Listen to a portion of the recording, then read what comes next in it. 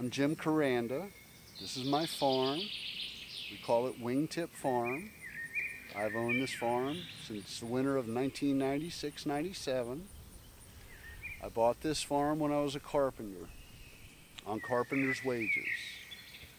I used to pay for this farm with my salary and live on overtime. Of course, I was single and I had a dog, and life was good. It's now 21 years later. I am married, have a beautiful son who's getting ready to graduate high school, and I look forward to this farm providing me with a retirement and a future for my son. We spent 20 years on this farm propagating the fields and the hedgerows for the benefit of wildlife. Our goal has been to help support the quail. You'll see that everything is rough out here, where most farmers like their fields nice and clean and pristine. We go to the effort to make it look terrible. I have, over the course of some 21 years, invested just shy of $1 million in the ownership of this farm, and it was my intention to have this farm be my retirement fund. And now I have the power company saying they're going to come in and take my rights. Those are intrinsic and legal rights from me for the benefit of someone down the line in necessity and convenience in the future. We can't have that happen. I cannot allow all of my work and all of my investments and all of my future and all of my dreams to be dashed for the future necessity and convenience of someone many miles away. And I'm not going to allow them to come across. They will not cross my property with this line.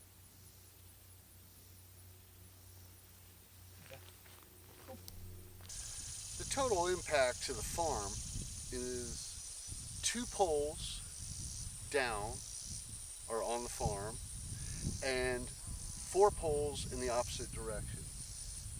My view will be encumbered, although I do not own the property and I do not presume to control anyone else's property. My view is about 3/4 of a mile down the line in this direction. Imagine, again, if you will, what a 110-foot pole will look like with twice the wire capacity on it.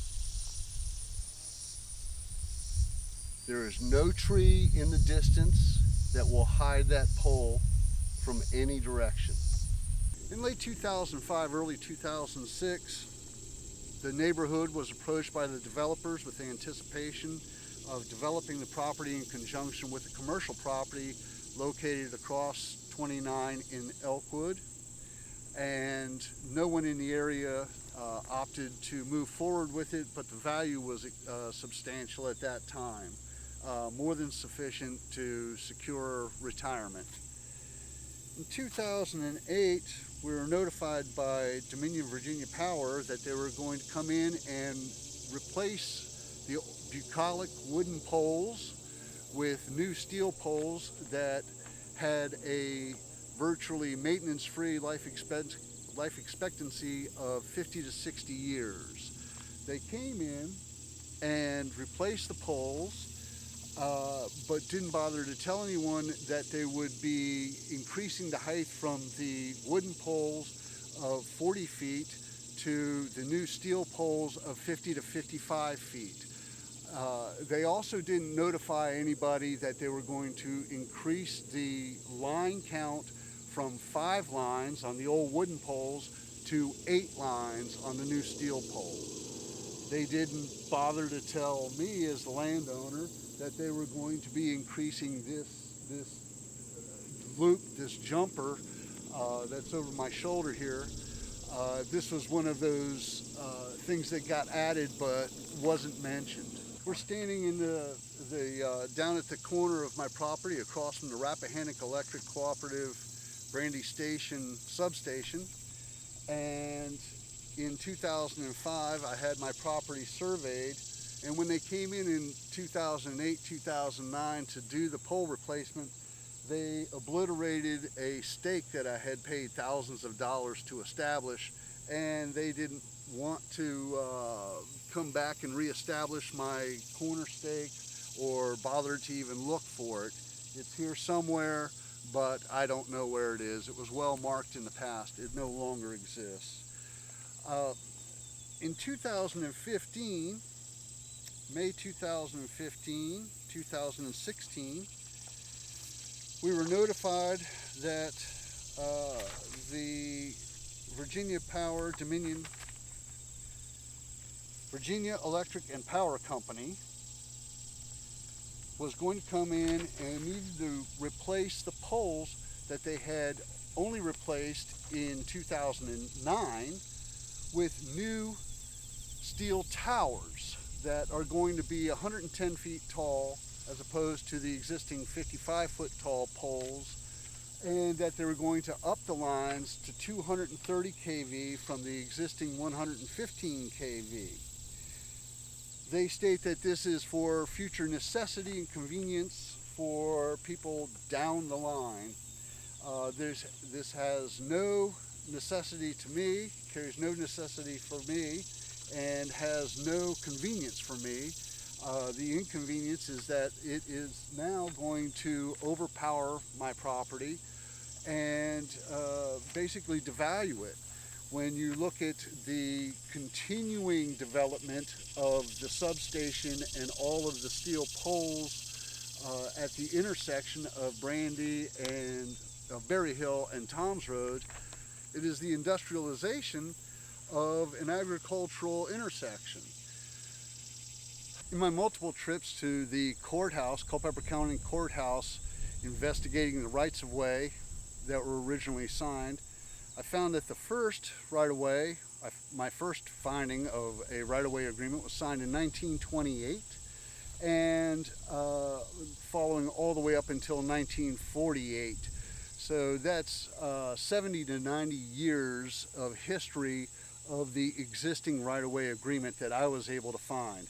I'm not able to find the right-of-way agreement signed for my property, this particular property. Adjoining properties, properties in the distance, yes, but not on this particular property. I'm sure it exists somewhere, but I did not find it in the courthouse. What they're doing, based on this 70 to 90 year right-of-way agreement, is they're industrializing our property. They're taking away the original intent of service to rural areas with the old wooden H poles through the REA, Rural Electrification Administration, and they're coming in and industrializing our properties. They're industrializing our properties with this jumping station, this substation, and all of the steel poles that are in the right-of-way along Berry Hill Road here, leading out to Toms Road.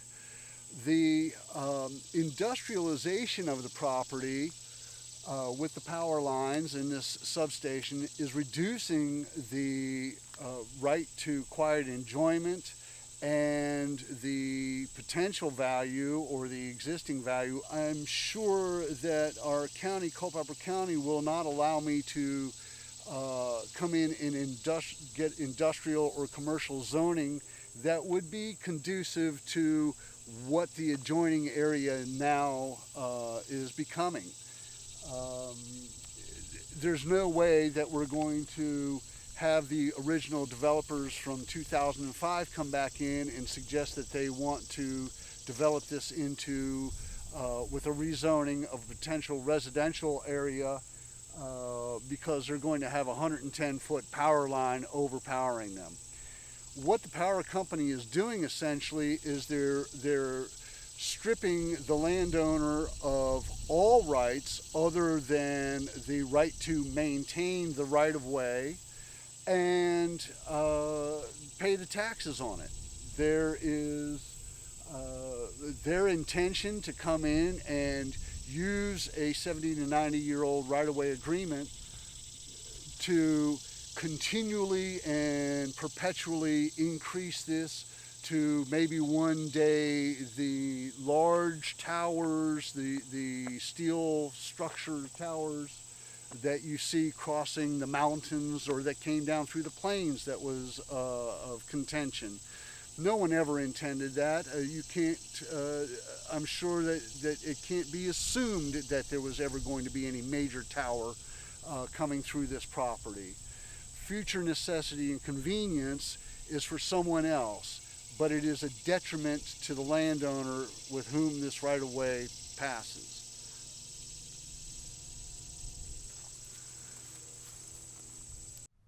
This is a photograph of the power line in the background when it was a wooden pole.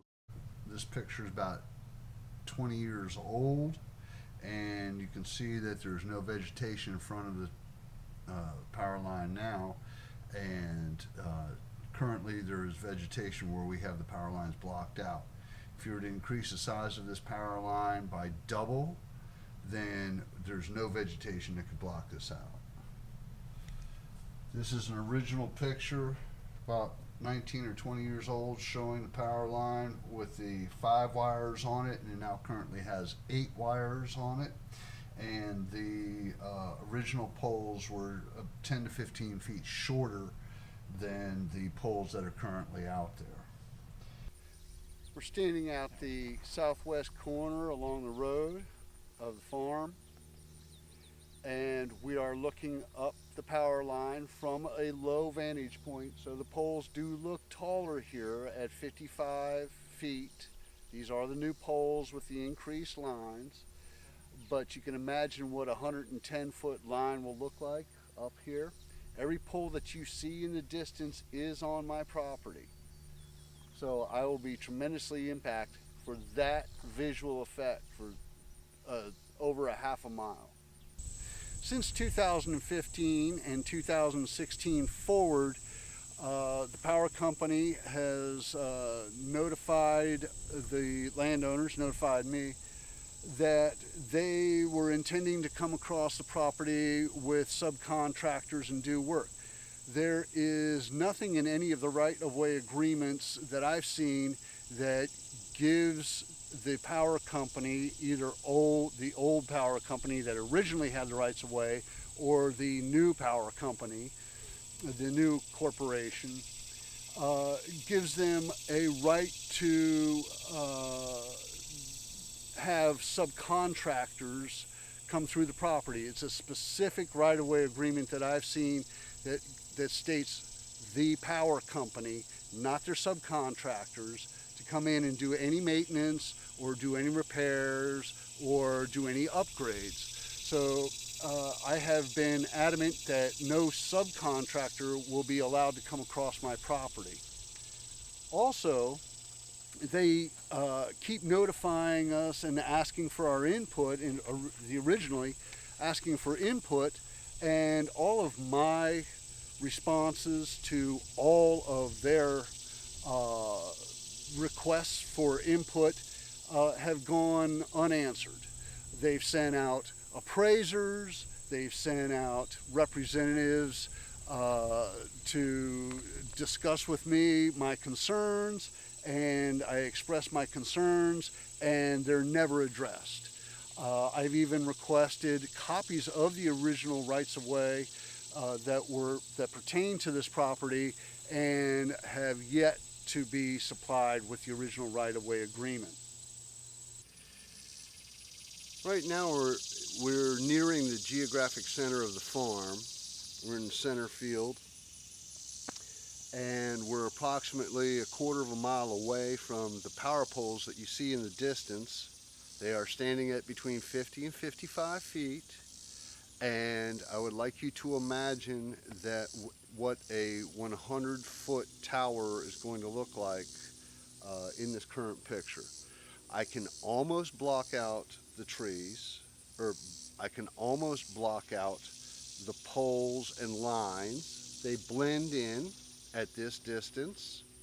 I will never be able to stop the visual impact of the 110-foot poles.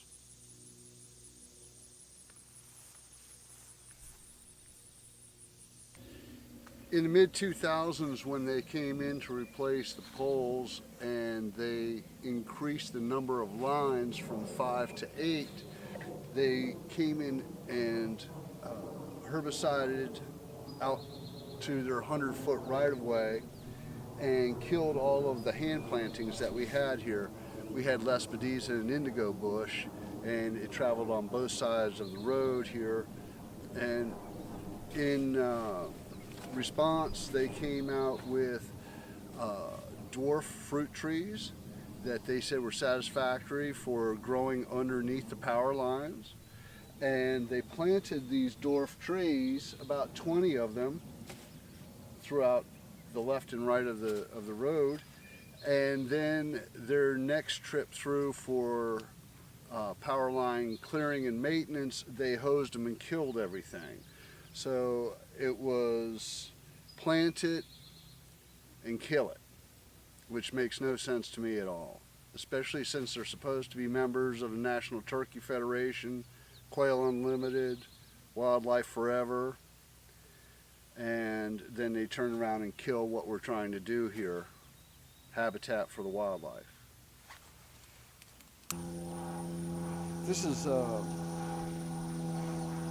is my flooding pond, my fowl pond, wildlife impoundment.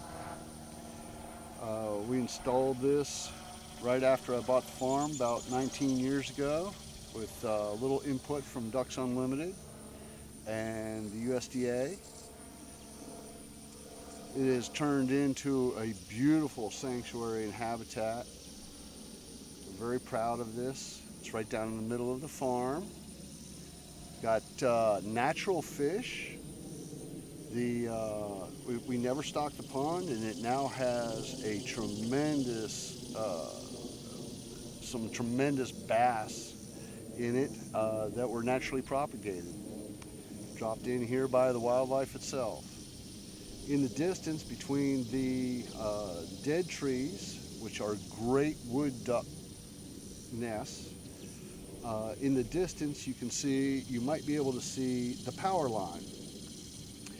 It's right below the crest of the distant tree line, and from here the doubling in size of the power poles and the power line, I will never be able to block this out, and we're actually in a hole. We're down in a lower spot on the farm. The increase from 55 to 110 feet or 103 or 107 feet will exceed even the highest trees in the horizon.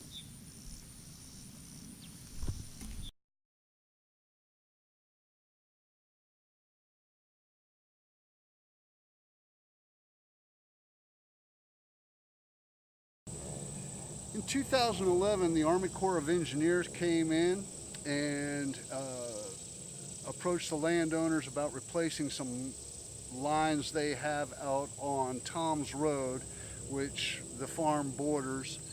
And we suggested that they come in and put the new line in the existing right-of-way of the power company, thereby alleviating another right-of-way. We'd abandon that right-of-way. They would come in and install their line in the ground of the existing right-of-way. Makes sense, consolidate rights-of-way.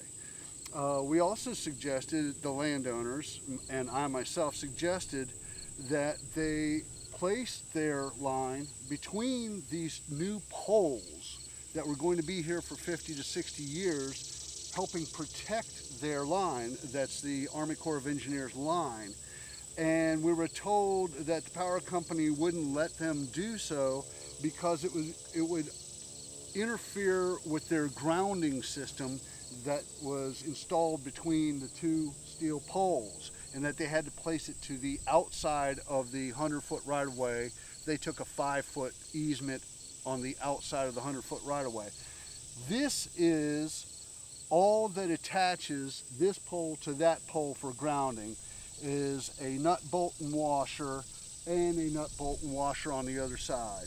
If there was ever any maintenance that could have been done or needed to be done to this buried line, then all they would have to do is take a wrench, a pair of pliers, disconnect this line and remove it, do their service work and replace it. This is by no means something that would prevent anybody from working between these poles. It is my belief that it is the power company's excuse that they knew that eventually there would be a steel tower installed in place of these poles. They're also wanting to make sure that there are no fall trees that sit outside of their 100-foot right-of-way, thereby impacting my land even further. And that's not the original intention of this line. I contend it's not the original intention of the original right-of-way. The signatories of the right-of-way agreement ever assumed that there would be towers on this property, and I'm not going to let it happen.